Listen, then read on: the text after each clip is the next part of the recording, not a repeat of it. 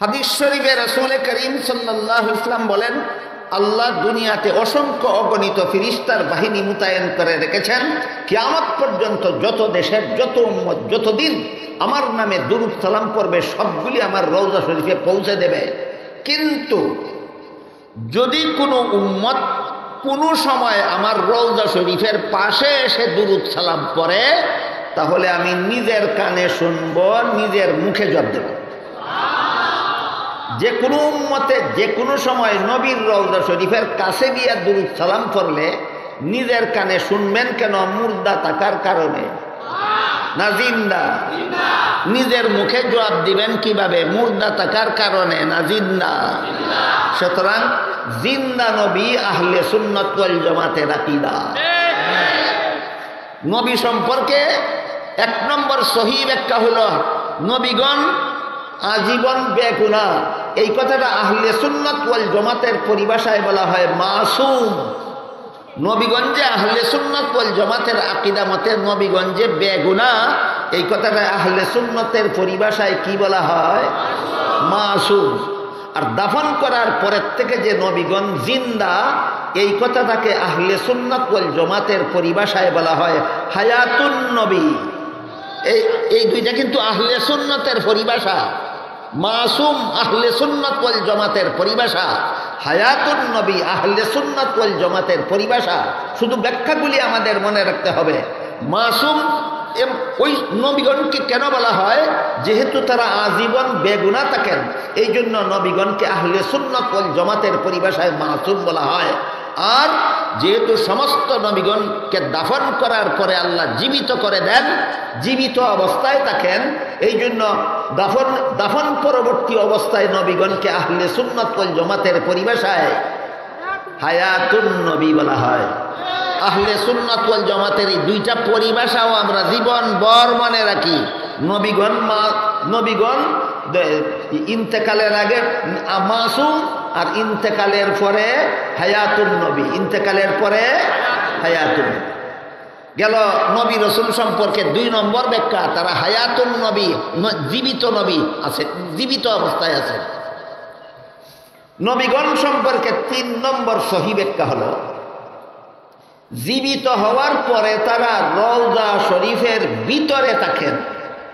জিন্দা দাফন করার পরে আল্লাহ জীবিত করে দেন, আর জীবিত হওয়ার পরে তারা থাকেন কোথায়? রওজা শরীফের ভিতরে। এই মর্মে সহিহ হাদিসে আল্লাহ রাসূল বলেন, আল আম্বিয়াউ আহইয়াউন ফি কুবুরিহিম ফি কুবুরিহিম ফি কুবুরিহিম। জিন্দা হয়ে নবী রওজা শরীফের ভিতরে থাকেন, জিন্দা হয়ে নবী রওজা শরীফের ভিতরে থাকেন, জিন্দা হয়ে নবী রওজা শরীফের ভিতরে থাকেন। কাজী যে বলে বের হয়ে আসেন, সে আর যাই কিছু হোক আহলে সুন্নাত ওয়াল জামাত হতে পারে না। নবী রসুল সম্পর্কে আজকের মতো তিনটা সহিহ ব্যাখ্যা শুনাইলাম। এক নম্বর, তারা আজীবন বেগুনাহ। দুই নম্বর, তারা দাফন করার পর থেকে জিন্দা। তিন নম্বর, জিন্দা হয়ে কোথায় কোথায় আগমন করেন? কোথাও আগমন করেন না, রওজা শরীফের ভিতরে থাকেন। তিনটা সহিহ ব্যাখ্যা আহলে সুন্নাত ওয়াল জামাতের মতাদর্শ বুঝে থাকলে একটু কথা, যদি একটা কথার জবাব যদি আপনারা দিতে পারেন, তাহলে আমি আমার আজকের আলোচ্য বিষয়ের দিকে অগ্রসর হতে পারি। সেটা হলো আজীবন জিন্দা থাকা, আজীবন বেগুনাহ থাকা, দাফন করার পরে জীবিত হওয়া, জীবিত হয়ে রওজা শরীফের ভিতরে থাকা। এটা এককভাবে কোনো এক দুজন নবীর গুণ না, সকল নবীর গুণ? এটা সকল নবীর গুণ। কিন্তু হাদিস শরীফে রাসূল করিম সাল্লাল্লাহু আলাইহি ওয়াসাল্লাম বলেন, ইন্নাল্লাহা ফাদ্দালানি আলাল আম্বিয়া ওয়া ফাদ্দালা উম্মতি আলাল উমাম। আল্লাহ আমাকে সমস্ত নবীগণের উপর শ্রেষ্ঠ মর্যাদা দান করেছেন। আমাদের নবীর মর্যাদা সকল গুণের মতোই না শ্রেষ্ঠ? একটু মনোযোগে শুনতে হবে, ভালোভাবে বুঝতে হবে, আমার কতগুলি প্রশ্নের জবাব দিতে হবে। তা নইলে এইখানের বয়ান এখানেই থাকবো, বাড়ির যাইতো না সাথে। আল্লাহ কি বলেছেন? আমাদের নবীর মর্যাদা অন্য নবীগণের মতোই না শ্রেষ্ঠ? রসুল বলেন, ইন্নাল্লাহা ফাদ্দালানি আলাল আম্বিয়া আল্লাহ আমাকে সমস্ত নবীগণের উপর শ্রেষ্ঠ মর্যাদা দান করেছেন। তাহলে আমাদের নবী আজীবন বেগুনাহ বললে অন্য নবীর থেকে শ্রেষ্ঠ সাব্যস্ত হয় না। আমাদের নবী দাফন করার পর থেকে জীবিত বললে অন্য নবীর থেকে শ্রেষ্ঠ সাব্যস্ত হয় না। আমাদের নবী রওজা শরীফের ভিতরে থাকেন বললে অন্য নবীর থেকে শ্রেষ্ঠ সাব্যস্ত হয় না। কাজেই ওই সমস্ত গুণের বিবরণ হলো আমাদের নবীর শান, মান, মর্যাদা, যেটাকে শানে রাসূল বলা হয়। আমাদের নবীর আলাদা মর্যাদা আছে। ওই মর্যাদাগুলি কোরআনে আল্লাহ বহু আয়াতে বর্ণনা করেছেন। রসুল তার বহু হাদিসে নিজের আলাদা মর্যাদার কথা বর্ণনা করেছেন। কেন? উম্মত যেন কোন কোন গুণের কারণে আমাদের নবী অন্য নবীর থেকে আলাদা মর্যাদার অধিকারী সেইগুলি জানতে পারে, মানতে পারে, আহলে সুন্নাত ওয়াল জামাতের অন্তর্ভুক্ত থাকতে পারে।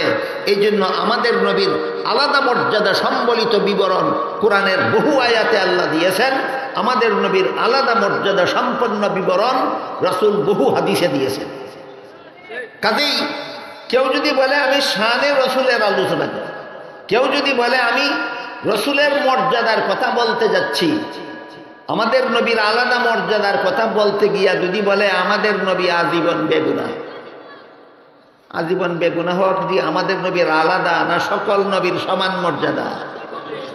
আমাদের নবীর মর্যাদার বিবরণ দিতে কেউ যদি বলে আমাদের নবী জিন্দা আছেন, এটা কি আমাদের নবীর আলাদা মর্যাদা না সকল নবীর মর্যাদা?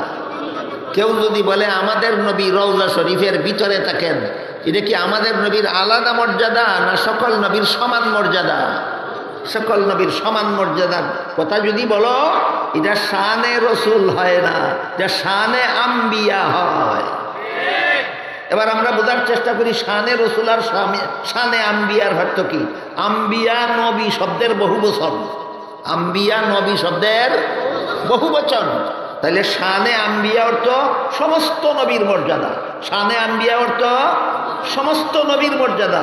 এবার বলুন আমার কথা বুঝে থাকলে, হায়াতুন নবী হওয়া শানে রসুল না শানে আম্বিয়া? জিন্দা নবী হওয়া শানে রসুল না শানে আম্বিয়া? রওজা শরীফের ভিতরে থাকা শানে রসুল না শানে আম্বিয়া? গায়ে শানে আম্বিয়া আর কয় শানে রসুল গাইছি, নিজেই বুঝে না, অন্যরে বুঝাইব কি? তুমি কি কইছ নিজে নি বুঝছ? কথা বুঝতে পারছেন আপনারা? তাহলে বলুন হায়াতুন নবী শানে রসুল না শানে আম্বিয়া? হ্যাঁ, হায়াতুন নবী শানে রসুল নয়, শানে আম্বিয়া, সকল নবীর গুণ। হায়াতুন এরপরে মাসুম শানে রসুল নয়, শানে আম্বিয়া, রওজা শরীফের ভিতরে অবস্থান করা। এক হাদিসে আল্লাহ রসুল বলেছেন, নবীগণ জীবিত অবস্থায় রওজা শরীফের ভিতরে কি করেন?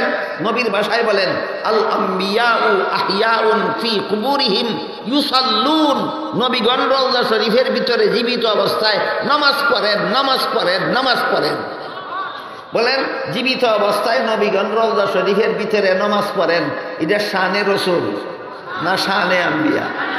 আগে শানে আম্বিয়া আর শানে রসুলের পার্থক্য বুঝো, এরপরে গাও যদি শানে আম্বিয়া তে শানে রসুল গাই কইও না, আর শানে রসুল যদি গাও তে শানে আম্বিয়া গাই কইও না।